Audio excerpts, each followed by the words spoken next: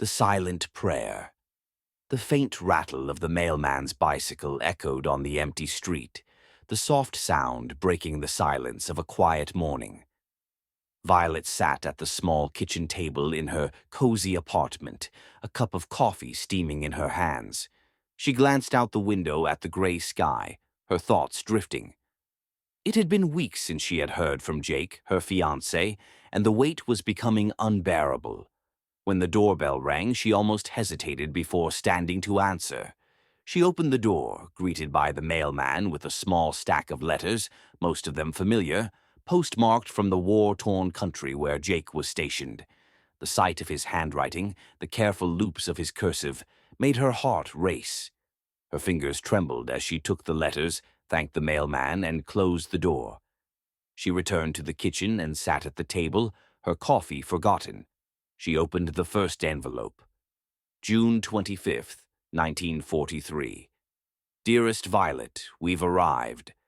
I can't tell you exactly where, orders and all, but it's nothing like home. The air smells of salt and something earthy, a strange mix that I'm not used to yet. The landscape is rugged, with hills that roll on forever, and the sea stretches out so far it feels like the edge of the world.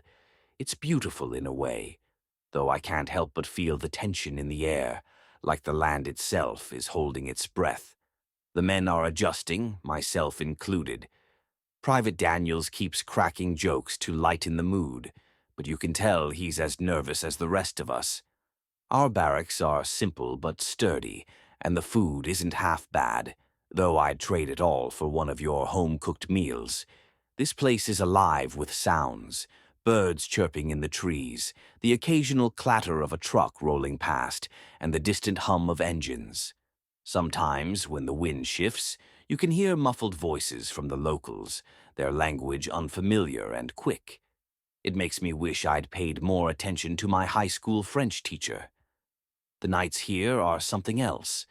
The sky is so dark and clear that you can see every star, as if they're hanging just out of reach. It's strange to think that, back home, you might be looking at the same stars, even if you can't see them all through the city lights. It makes me feel closer to you somehow, like no matter how far away I am, we're still under the same sky. I think of you constantly, Violet. Your smile, your laugh, the way you wrinkle your nose when you're trying not to laugh at my bad jokes. It's those thoughts that keep me steady, keep me grounded in the chaos. I'll write as often as I can, though I can't promise it'll always be this light-hearted. Things will get harder soon, I think. But for now, know that I'm safe, and I'm thinking of you every moment. With all my love, Jake. July 3rd, 1943. Dearest Violet, it's hard to describe what it's like here. The land is barren and broken, scarred by endless fighting. Dust clings to everything, the air, our clothes, even our food. It feels like the whole place has been forgotten by the rest of the world. The sound of gunfire and distant explosions never truly stops, though sometimes it fades just enough to make you forget it's there, if only for a moment. Our unit is stationed near the front lines, and the days are starting to blur together. Every morning, we wake to the same gray sky, the same routines, the same quiet dread that settles over everyone. Daniels, ever the joker, tries to keep spirits up, but even he's running out of things to laugh about. I see the wear on the men's faces, lines that weren't there when we left home. At night, it's a different kind of eerie. The darkness here feels heavier, like it's pressing in on us. I lie awake sometimes, thinking of you, of home, and of the life we'll have when this is all over. I carry your photo with me everywhere. It's become my anchor in all this chaos.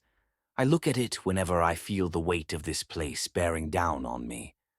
Despite everything, I still find moments of hope. There's something about knowing you're back home, waiting for me. It keeps me going, even on the hardest days. Please keep praying for me, Violet. I feel like those prayers are what hold me together out here. I'll write again soon. Until then, Know that I love you more than words can say. Yours always, July 9th, 1943. Something strange happened today, something I'm struggling to make sense of. For the past few days, the enemy has been relentless, their fire forcing us to stay pinned down. But then, just like that, everything stopped. There were no gunshots, no mortar fire, just silence. At first, we thought it was a trap, some ploy to lure us out into the open. We waited for hours, watching and listening, but the silence didn't break. Eventually, we were ordered to advance on the enemy outpost. It was the first time I've walked toward anything in days without hearing the sound of bullets overhead. The quiet was deafening, more unsettling than the constant noise. When we reached the outpost, we found it completely abandoned. Not a single body, not even the usual signs of retreat. No scattered equipment, no hastily dug trenches. It was as if they had simply vanished. The men were on edge, and I could feel the tension thick in the air. We were all asking the same question. Where had they gone? Then we found him. He was kneeling in the center of what used to be their camp, his back to us, as if in prayer.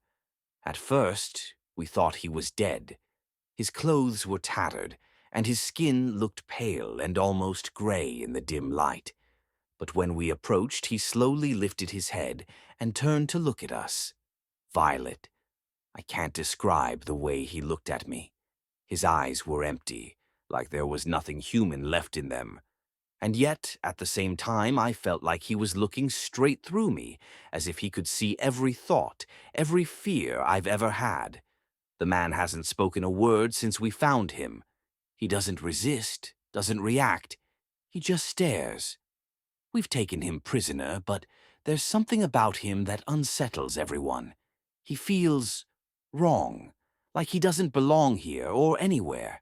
I can't get that look out of my head. It's with me even now as I write this. I don't know what it means, but I can feel it pulling at me, like a shadow I can't shake. Stay safe, Violet. I'll write again soon. All my love. July 15th, 1943.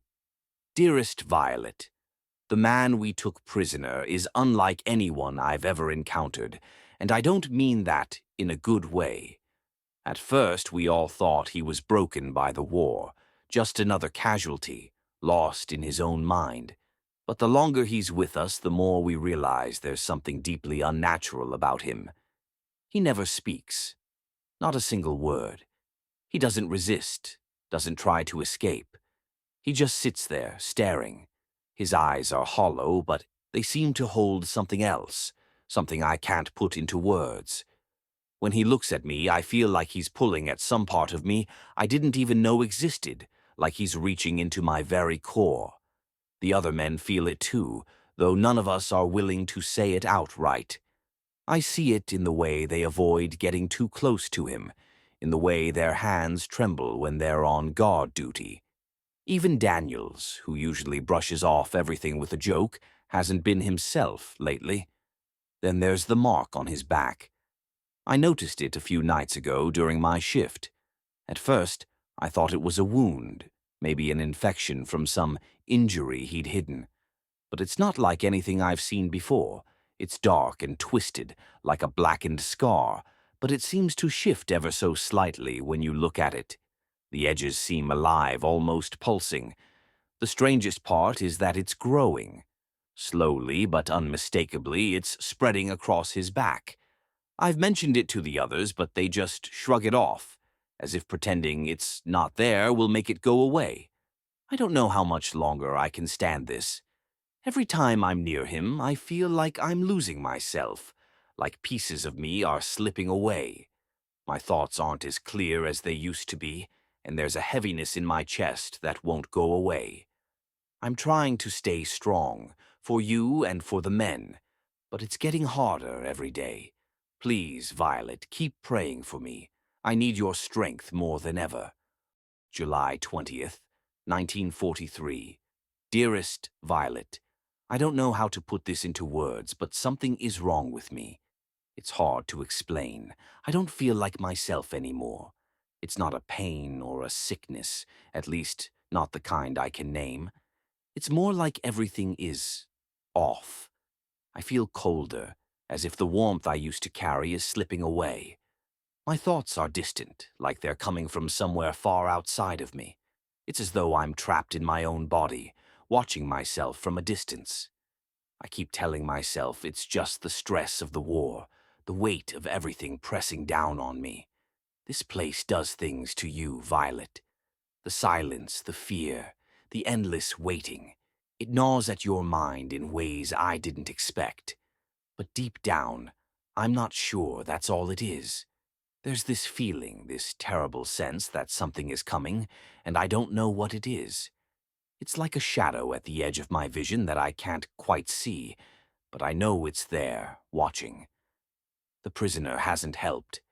His presence weighs on all of us, even when he's sitting silently, motionless in the corner of the camp. His eyes, those empty, hollow eyes, still haunt me. I can feel them even when I'm not looking at him, as though they're burned into the back of my mind. Last night I dreamed about him. He was standing over me, staring down with that same unblinking gaze. His mouth moved, but no sound came out, just the faint sound of wind rushing past. When I woke up, I wasn't sure if it had been a dream or something else. My heart was racing, and I couldn't shake the feeling that he'd been there, watching me. I tried to keep my mind on you, on home, on what's waiting for me when this is over. I picture us sitting on the porch, watching the sunset, the world quiet and peaceful. I know if I can just make it back to you, everything will be okay. You'll help me find my old self again, the man I was before I came here. Until then, I'll hold on to the thought of you. You're my light in all this darkness, Violet. I don't know what I'd do without you. Keep me in your prayers. I need them now more than ever. The letters ended there, and Violet's hands fell limp to her lap. The silence of the apartment seemed to echo in her mind. Weeks passed without word, without any sign of Jake. She waited every morning by the door, hoping for the sound of the mailman, but none came. Then one day, without warning, he arrived. Jake stood at her door, his silhouette dark against the light from the hallway. His uniform was torn and dirty, his face pale, but it was him, the familiar, beloved face that had been absent for so long. She didn't hesitate. She ran to him, arms outstretched, and embraced him tightly. But as she did, a strange feeling crept over her. His hug was distant, detached. His body felt colder than it should, as if he wasn't entirely there. She pulled away, her heart pounding in confusion. He seemed so different.